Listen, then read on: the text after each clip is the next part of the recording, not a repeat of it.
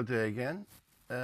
We have done Unit 1. Now we're going to move to Unit 2 with you on marketing management. Now, in Unit 2, we're going to look at vocabulary of marketing strategy, strategic management within corporate strategy, and the steps of the strategic marketing process, which are objective setting, situation analysis, strategic formulation, control and evaluation. And after that, we're going to concentrate this unit on the mission statement, which is part of the objective setting. Before we start though, do you remember our brain teaser from Unit 1? Look at the pictures again to refresh your memories.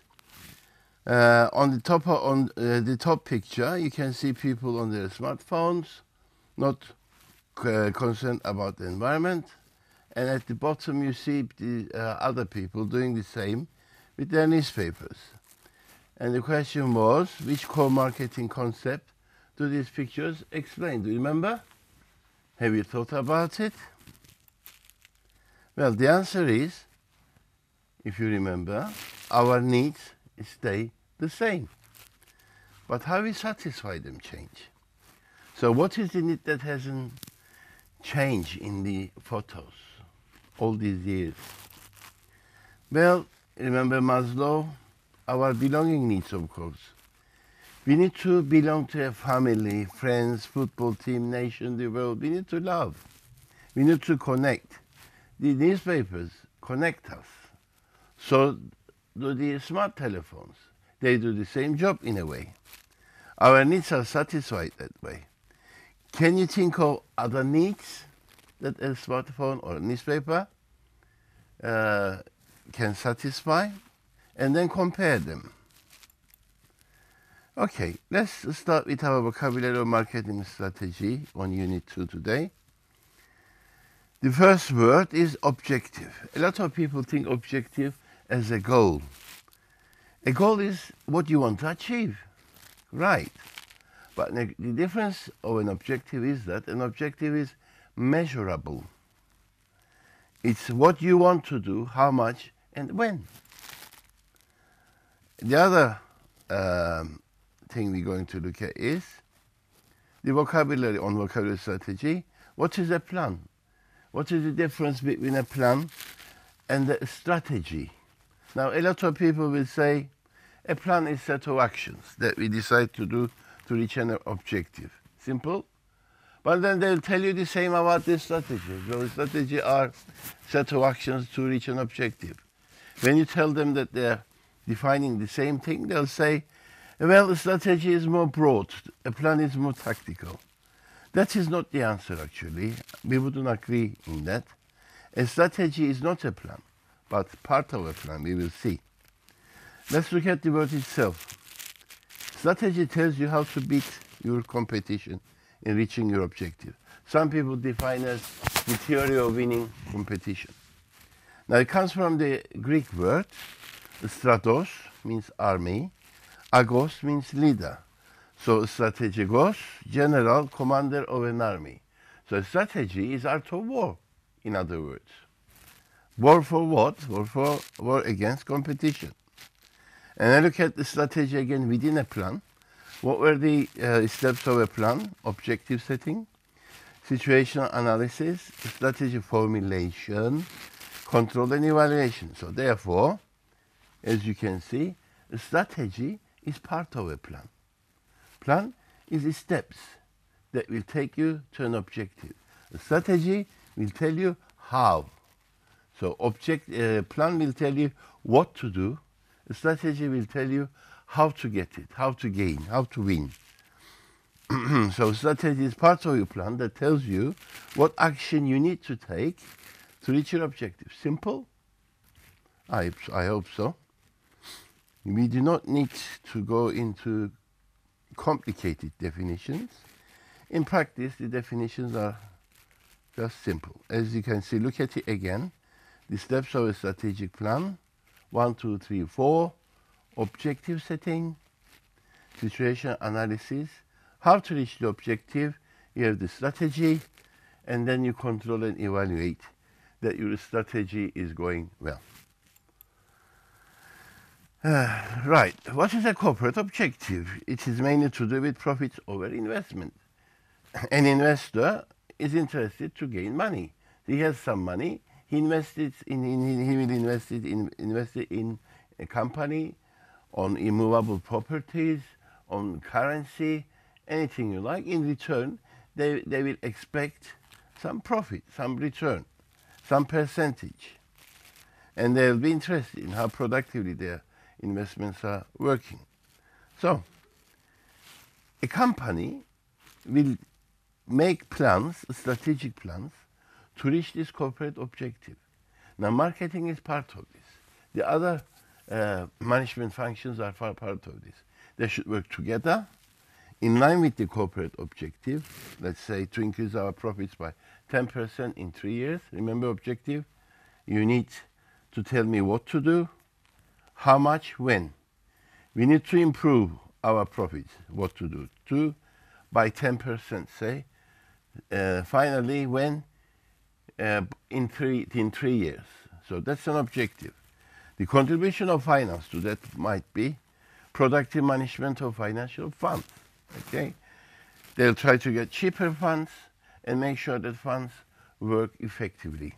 Operations, they'll be concerned about the productivity of production, the workers, how the goods come in and go out, how are they produced.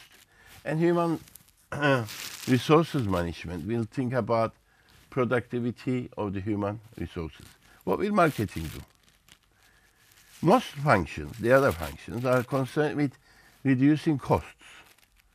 Marketing is also concerned about reducing costs, but it also worries about creating or enhancing the value offered to the customer so that more sales are achieved or higher prices can be set, like a premium price if the value offered is better than competition.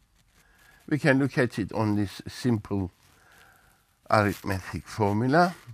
Think of a unit price of a product. You take out the cost, unit cost, you get value created. Okay, the value created, as we discussed in Unit 1, is what you offer to the customer and what they're willing to pay in return, minus the cost. Okay?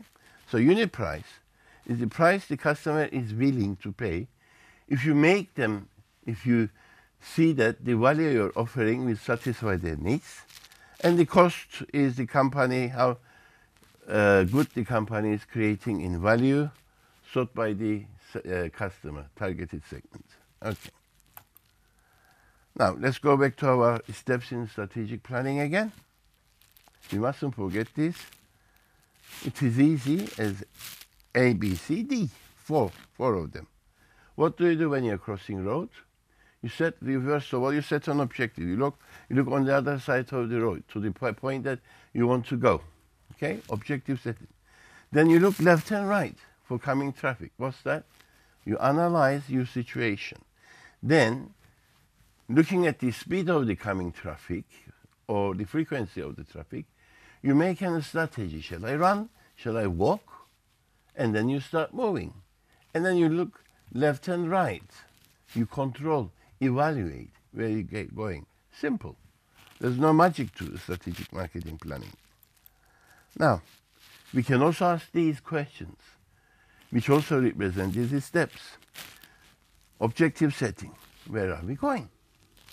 Where are we? Situational analysis. How do we get there? Strategy formulation. And controlled evaluation, we can say, how do we know we are there when we get there? Or how can we make sure that we are going there?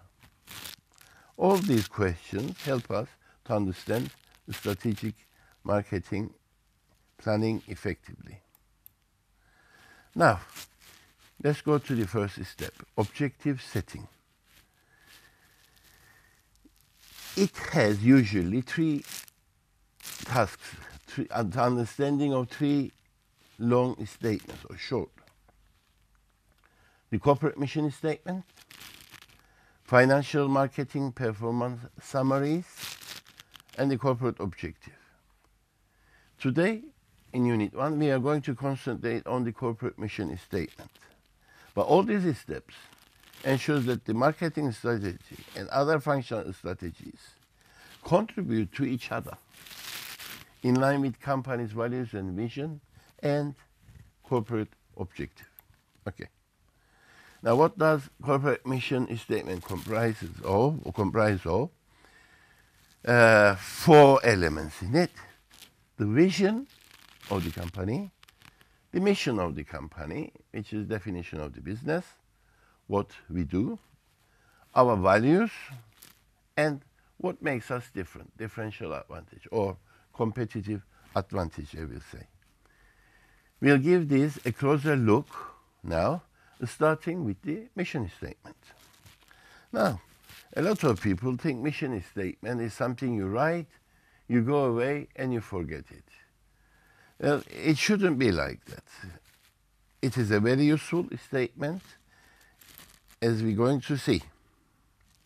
The mission statement or definition of the business or what you do depends on your business philosophy, how you formulate it. If you are thinking of products only, you're product oriented, you will say, what does a petrol station do? What is the mission of a petrol station? You'll say, selling petrol. Is that right? Selling petrol? But they sell other things, don't they? I buy ice cream from my petrol station. They sell refreshments, food, service for my car. They change the oil of my car. Sometimes on long roads, I get a service for a motel, bed and breakfast. So are they in the business of providing service? Come on. I'm providing a service. Do I look like a petrol station to you? I'm not. Now, let's ask the question differently. If you had a marketing philosophy in mind, which means if you are thinking from the eyes of the customers, you're going to ask this question. Why do we need a petrol station? Why do people need a petrol station? Well, I had this thinking.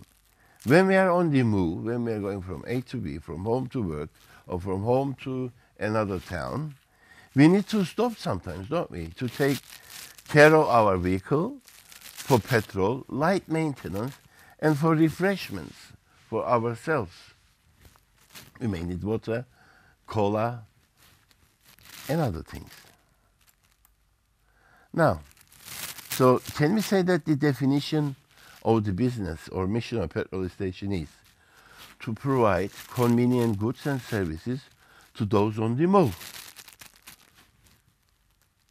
I'll repeat, to provide convenient goods and services to those on the move. So what's the use of this? Well, a manager of a petrol station thinking on this way, like this, to providing convenient goods and services, will know what his or her customers want, and he or she will work accordingly. They will stock the right things and they will provide the right service, and they will make more profits. They'll make their customers more happy because they are giving the customers what they need, what they want. Well, say we said those on the move. I ask you a question. What was the mission of the petrol stations 1,000 years ago? 1,000 years ago, we'll say, petrol stations, yes, this was their mission statement, to provide convenience, goods and services to those in the move. Surprise? If you're surprised, then you need to go back to our brain teaser, Unit 1, which we answered today at the beginning of this presentation. Yes, they are the same, except 2 things. 1,000 years ago, we had horses, not cars. And petrol stations were called inns. What does this remind you of? Yes, our brain teaser. Our needs stay the same. The way we satisfy them change. Remember the photo? The newspapers and the smartphones? Okay. Then, if you remember that and you understand that, you will slowly begin to think as like a marketing oriented person. And you'll be able to ask yourself, when formulating a mission statement, what do our customers want? Or why do people need this? Better question. Why does the society need our business? Because that question is more important, because the day the society will not need your services or your products, you're out of business. You're out of business. Like, or if you think your service is something else, you'll be out of business. Think of a blacksmith putting shoes on horses. If he thinks his mission is, or the definition of his business is to put shoes on horses, he'll be out of business if he's not working at the hippodrome, of course. Because he will say, people don't need shoes on their horses anymore because they don't have horses. Wrong. Wrong. Society needed him to put something on the vehicle so that the vehicle can move on the road smoothly. In the past, it was the horses, now the cars. So instead of putting shoes on horses, he should be thinking about putting tires on cars. His mission hasn't changed. The needs of the people hasn't changed. The way they satisfy their needs has changed. So for a better mission statement, I repeat, we must ask the question, why do people need this? Or why does the society need our business? Now, something to think about until the next unit. Another brain teaser, I should say. What's the mission or the definition of the business of a commercial bank? Don't rush. What are you going to say? Why do we need a bank? Why does the society need a commercial bank? Think of this, and we'll meet again in Unit 2, in Unit 3. Thank you very much.